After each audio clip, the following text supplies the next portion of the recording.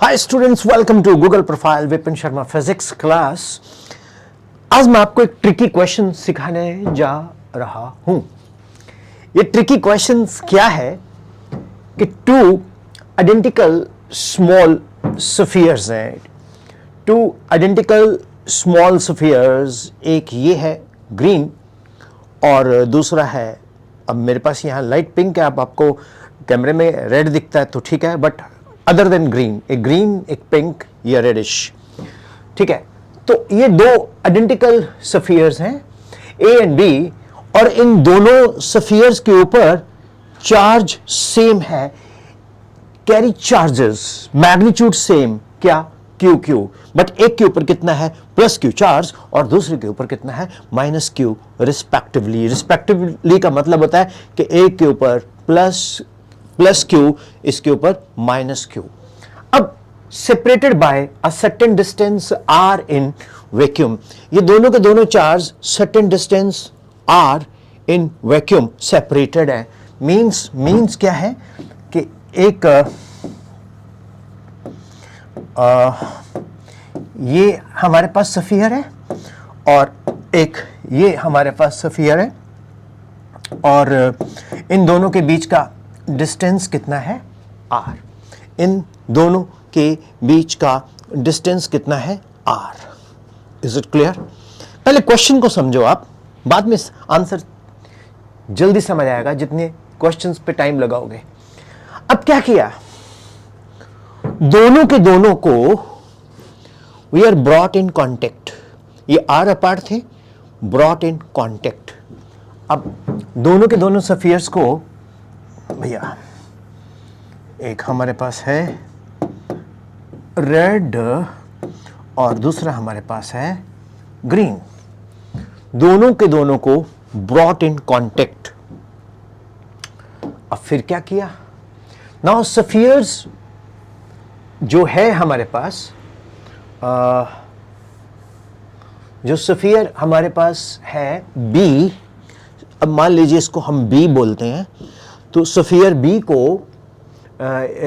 हमने इनको सेपरेट किया, एक मिनट, इसमें brought in contact to the same distance.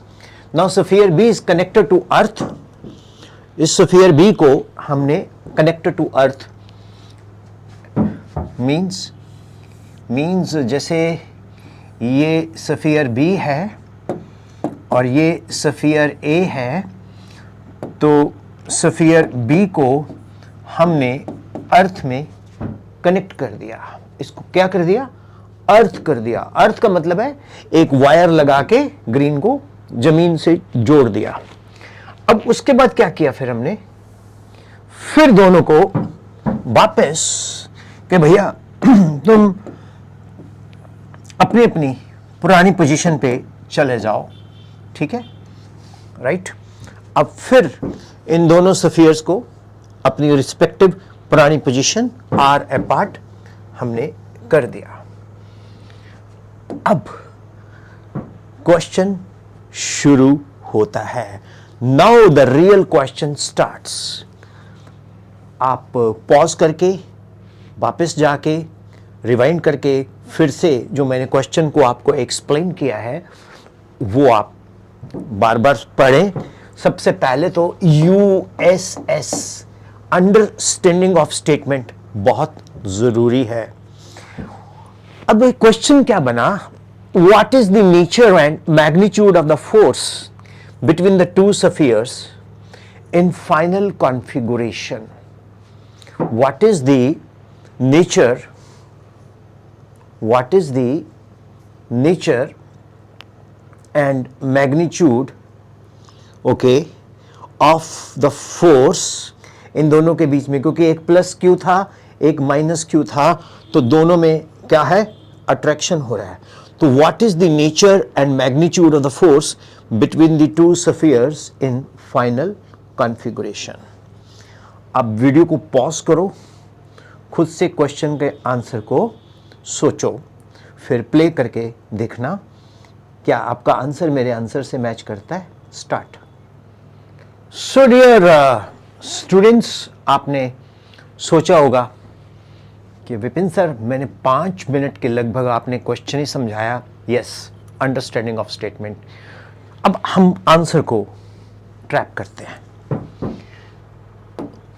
देखिए, आफ्टर कॉन्टेक्ट, जब हम दोनों को कॉन्टेक्ट में लेके आएंगे तो टोटल चार्ज क्या हो जाएगा? 0। क्यों? ए के ऊपर प्लस क्यू, बी के ऊपर माइनस क्यू, तो a plus B plus Q minus Q that is equal to 0। You got my point? ये क्या हो जाएगा? 0। So a plus B is equal to 0 आ गया। तो this is the net charge. अब बहुत सारे बच्चे क्या करते हैं इस क्वेश्चंस को, पहले इसको कंप्लीट करते हैं, फिर बाद में ये भाषण चलेगा। ठीक है, अब क्या है? टोटल चार्ज क्या आ गया? 0। ईच स्फीयर के ऊपर 0/2 0/2।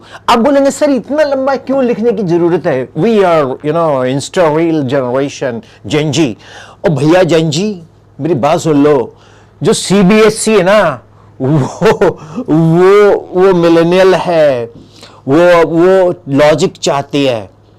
सीबीएसई लॉजिक चाहती है, स्टेट बोर्ड, सीबीएसई क्या, स्टेट बोर्ड भी लॉजिक चाहता है। आप बोलोगे ठीक है, yo bro I have written 0 because I am saying it. No, Gen Z style एक पुराना एक्टर भी हुआ करता था, राजकुमार जेनी।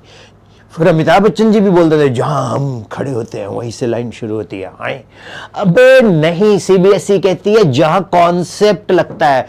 स्टेट बोर्ड, सीबीएसई का मतलब स्टेट बोर्ड भी, स्टेट बोर्ड कहता है कि एक तो मेरी जुल्फे ठीक कर लो जरा। हाँ, स्टेट बोर्ड क्या कहता है कि जहां पर लॉजिक है वो लिखो, राइट? तो 0/2 0/2 इक्वल आया। तो ए के ऊपर भी क्या है भैया? 0, बी के ऊपर भी क्या है भैया? और 0। तो दोनों क्या हुए? न्यूट्रल। समझे जेनी? दोनों के ऊपर नेट चार्ज क्या हुआ? न्यूट्रल। सो अब फोर्स, हमारा कूलम लॉ इसमें लगेगा भैया। कूलम की कहते हैं F is equal to K Q1 Q2 upon R square, के इक्वल टू 1/4। वैसे ना इस पर के लिखा करो आप। मेरे गुरु professor Surendralal Pradeep fundamental physics के ऑथर, न्यू एरा फिजिक्स के ऑथर, बोलते हैं बेटा you see you have to write K E means constant of proportionality 1/4 pi epsilon not is equal to 8.85 10 to -12 coulomb square metre square newton inverse bro. So F is equal to K Q1 Q2 upon R square. के को छोड़ो, क्या लिखना? Q1 is 0, Q2 is 0, R square force is 0। भाई साहब 3 minute में मैंने answer सिखाया, 5 मिनट में मैंने क्वेश्चन समझाया।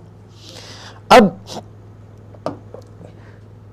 इसमें होएगा क्या?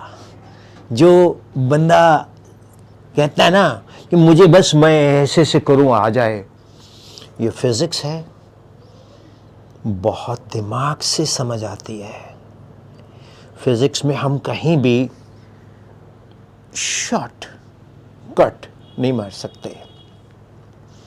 कैसा लगा ये प्रॉब्लम इलेक्ट्रोस्टैट्स का? अब ना यूट्यूबर्स में बोलते हैं अगर आपको ये चैनल अच्छा लगा तो इस पर कमेंट कीजिए, ये लिखिए वो लिखिए। मैं नहीं कहता। मुझे एक बच्चा बोलता सर आप ऐसा क्यों नहीं कहते? प्रत्यक्ष को प्रमाण की जरूरत नहीं है, अगर आप सिंसियर हो तो बताने की जरूरत नहीं है। मन में रखो, सफलता मिलेगी। शोर डालने से जरूरी नहीं है कि अगर आप मम्मी पापा की रिस्पेक्ट करते हो, टीचर्स की रिस्पेक्ट करते हो तो मंत्र थोड़ी पढ़ते हो हम आपकी बहुत रिस्पेक्ट करते हैं, हम नहीं। जो मन में ठाना है वो करो। पहले लोग आपको वो करेंगे, क्रिटिसाइज करेंगे, लेकिन सफलता मिलेगी। शुरू में थोड़ा दिक्कत तो आएगी, कभी कभी हमें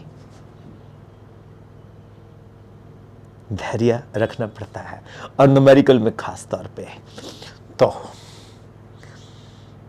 कर लिया करो यार, आगे शेयर और दबा दिया करो, ठीक। Thank you.